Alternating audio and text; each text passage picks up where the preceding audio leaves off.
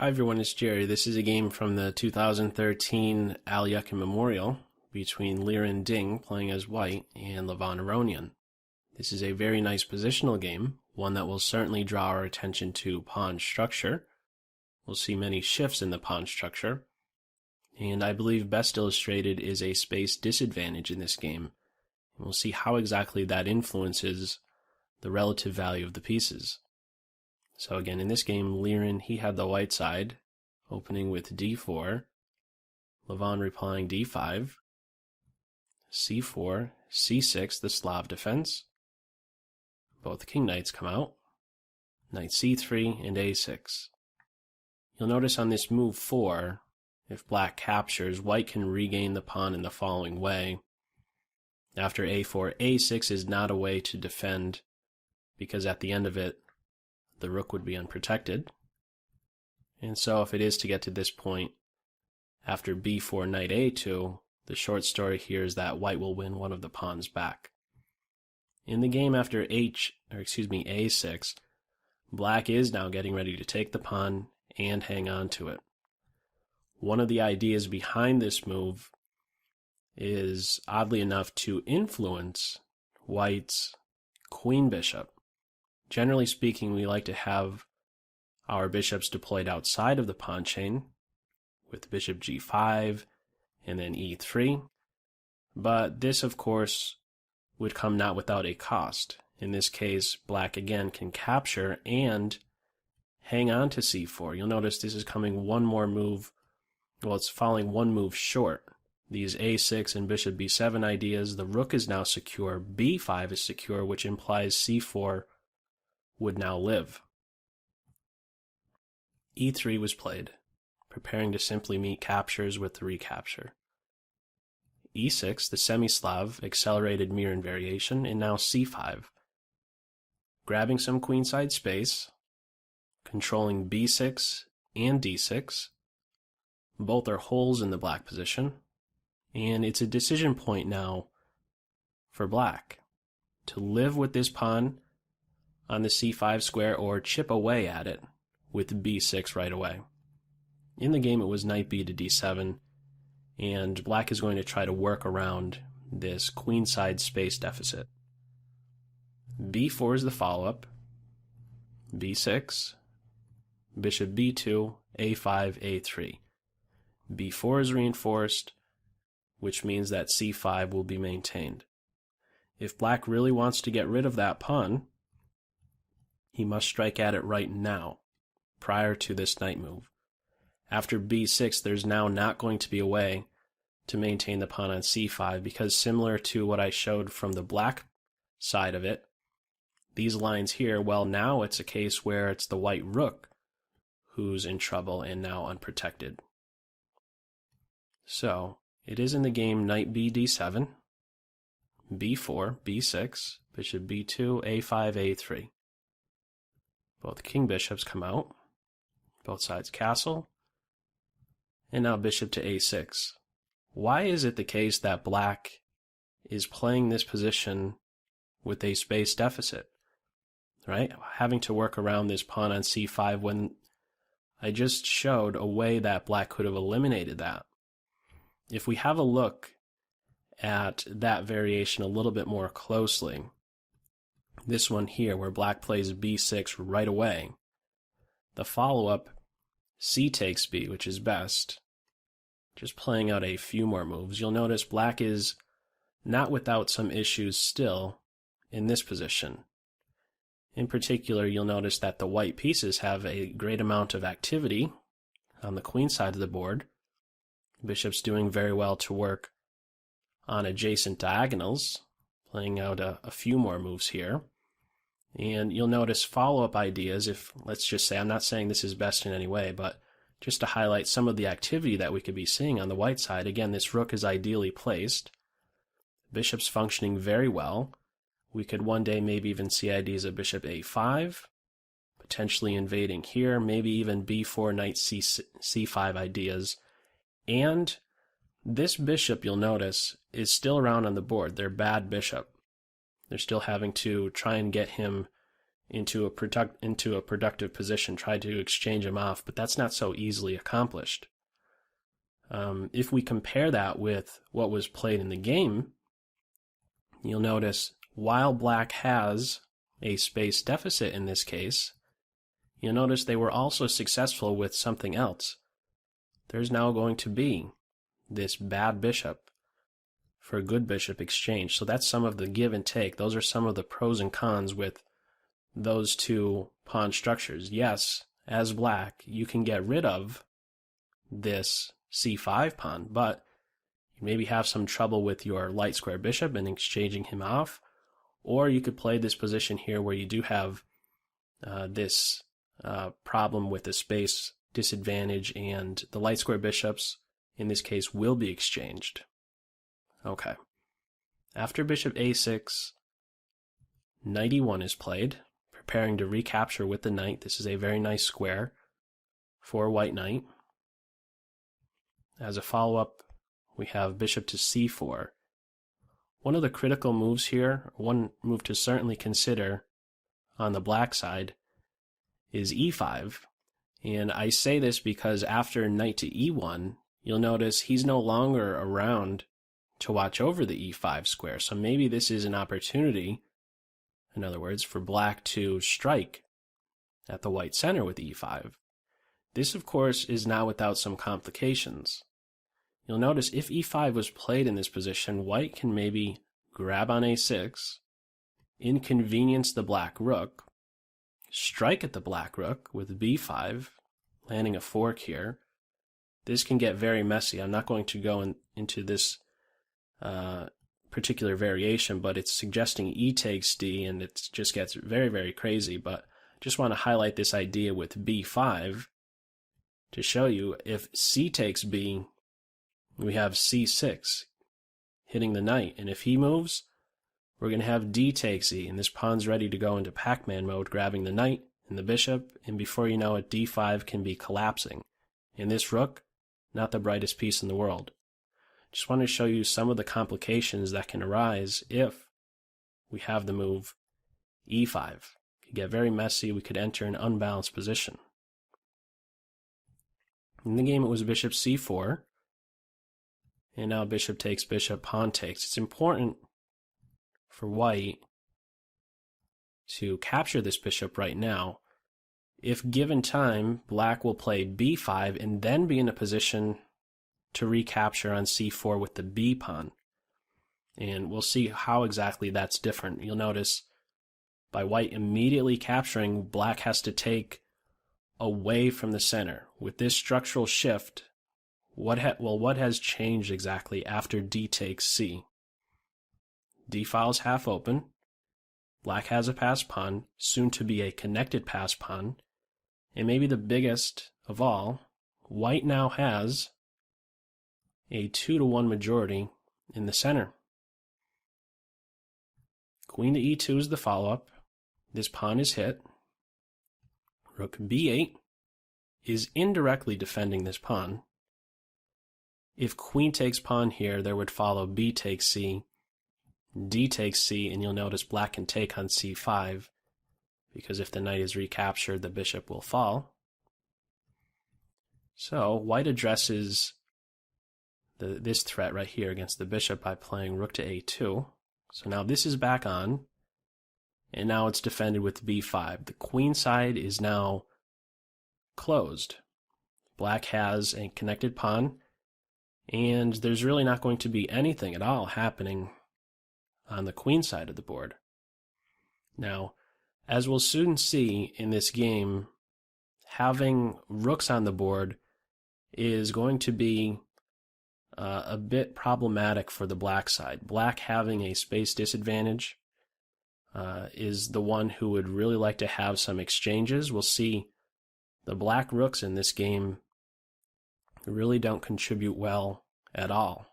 Now, I'm bringing this point up because one other direction that black could maybe have gone in is to not play bishop c4. You'll notice in this line here, after bishop c4 takes, pretty much by force, because of the pressure on c4, after addressing this tactical threat on the bishop, eventually black has to do what? Has to play b5, close the position in order to save the pawn. And by doing this, the rooks are not so easily exchanged. If black wants to exchange some pieces, this is an alternative. Instead of bishop c4 to exchange bishops, play queen c7, let's just say queen here, queen b7, and now be in a spot to, let's say, capture, and get this other rook over here. In this way, more exchanges are occurring, and black benefits as a result of that, again, being the side who has a space disadvantage. These exchanges are going to be welcome. We didn't have that. It was bishop c4. Bishop takes, pawn takes, queen e2. After rook a2, again, it was b5. The queen side is closed. Where do we proceed from here?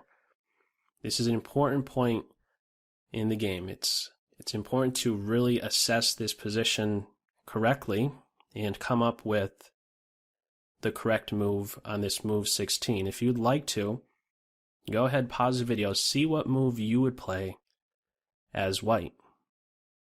Okay, the move here is e4. And this is a very important move to play right now. There are many things white needs to do. 1, regroup the rook. He's no longer needed to watch over the bishop. 2, regroup the knight. He's not good on e1. He's not good on the back rank. Another one, this e4 move, this is the most important, and it's important that it's played again right now. If you're playing something other than e4 right now, such as rook a1 or knight c2, you're allowing black to do what? You're allowing black to play knight d5, and what is this doing? Welcoming exchanges. White should not allow black to exchange a pair of knights. It's important to control d5 immediately, and then do these rook a1, knight c2, as we'll soon see, bishop c1 ideas, rerouting the bishop on this diagonal. Okay, so as a follow-up, rook b7, preparing to come over to the d file to double rooks and open up the b8 square. This knight is going to go for a little journey. b8, a6, c7, where we'll eye up the d5 square. Black is preparing to meet a move like e5 with jumping a knight right into this square. Knight c2, knight b8, rook a1, a lot of reorganizing of the pieces. Rook d1, rook d8, bishop c1, knight a6, bishop f4. The rooks are doubled. We have a flight square in there. The knight is retreating, so the bishop can play to f6 and exert more pressure on d4. Queen e3, preparing to shift over. This is a nice diagonal. It's also good to be opposite the king. There might one day be bishop h6, inducing some dark square weaknesses. You'll notice there's really not a good way to play on the queen side of the board for black. You'll notice this pawn at any moment can be capturing on b4, but if we take note of the interesting position of these two knights, what are they doing exactly? They're ruling out any potential entry point by any of the black heavy pieces on the a file. The knights have these four and the pawn has the one on a5. There's no way to make progress on the queen side. The attention here is shifting towards the center of the board. Queen e3 it is, bishop f6, and now e5 with tempo. This gives up d5, but we have very nice control over the d6 square. Bishop e7, white hops right in there. Knight e4, knight c7, knight d6, throws a punch at the queen, queen a8, queen g3, knight d5, and now knight e3. This last move here, I believe, had a lot of calculation behind it. as black here, how would you follow up? If you'd like to, pause the video, see if you can figure out what move you would play as black. Okay, the move here is knight c3. The rook is hit, but more than that, the knight is ready to land to e2 with the fork. So the rook has to react and defend e2. Rook to e1 it is. Bishop takes knight. He really couldn't be tolerated on d6 for much longer, and the primary reason is of getting rid of him for right now is black wants to make use of this e4 square. So it's e takes d, knight e4, hitting the queen, and after queen h4, knight d2. The rook is hit, and, well, he's going to be won. Black will win the exchange now with this sequence of moves. He started out on d5, he played into c3, e4 with tempo, d2, and now he's going to pick up the exchange by force. Well, what's the follow-up exactly? Again, I believe from that move 28, knight to e3, this was all calculated. The follow-up here is knight d5. What a sharp move. Discovered attack on the knight and preparing to set up an in-between move. After knight takes rook, we don't do anything about the knight just yet, but instead reposition on b6, entering the queen side and doing a ton of damage, hitting both rook and queen. The queen reacts, and now rook takes knight. This is the one move that I had the most difficulty with. I couldn't really understand why it was rook takes instead of king takes. I didn't understand a reason why to pull the rook off of this half-open file. The only thing that I can maybe come up with is maybe you wanted to stay out of potential checking ideas. I'm not completely sure, to be perfectly honest. Something like this maybe one day wanted to stay out of some ideas of a check and maybe coming over towards the king side in some way to defend. I'm not exactly sure. But okay, in the game it was rook takes knight, knight f6. There's no reason to take this rook. He can't go anywhere anyway because of the pressure on the rook on d8. So knight f6, this is an opportunity for white to go ahead and grab the rook, but is assigning more value to this knight. I was talking before the game about the relative value of the pieces. Well, notice with this great space disadvantage that black is experiencing, having these two connected passed pawns, what type of value can you really place on these two black rooks? They're completely passive and doing absolutely nothing for the black side. The follow-up is bishop to e4, improving the bishop's position, moving forward, putting pressure on the black king side, the knight, the pawn indirectly. Knight d5, knight takes knight, not knight takes rook. This rook isn't doing anything. The knight is much more valuable than the rook on d7 due to the space advantage. Pawn on e takes, otherwise we would have two connected passed pawns.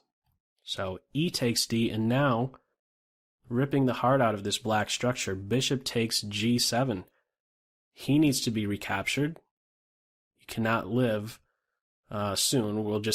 If the bishop isn't taken, you're going to have the bishop backing up to f6, queen g5, queen g7, and then mate. King takes bishop is played. How are we doing material-wise? White is down a full rook, but white is completely winning. These rooks doing absolutely nothing. They're of no value in this position, and this queen, it's hard to imagine that she's doing anything so great either. Queen g5, king f8, queen f6 threatens mate. King g8, white repeats here. You'll notice that is move 40. I believe this was played in order to make time control and or gain some time on the clock. King f8, queen back to f6, and after king g8 again, we have something different. Rook e1, preparing some rook lift, e3 or e5, trying to get to the g file, and soon thereafter mate. A takes b, and now the last big question, which square to go to, or does it even matter? If you'd like to, go ahead, pause the video, see what rook move you would play in this position, rook e1 or rook to e5. Okay, the move here, the best move is rook e5. This is very important. If you play rook e3, you allow black a defensive resource. Queen takes a3, gladly being able to give that queen back, right? Rook g3, he's got to go. 2 connected passed pawns, 1 aggressive piece is not enough. The best white can do in this position is some perpetual check. Therefore, rook e5. Black stops rook g5 with h6. And now rook h5.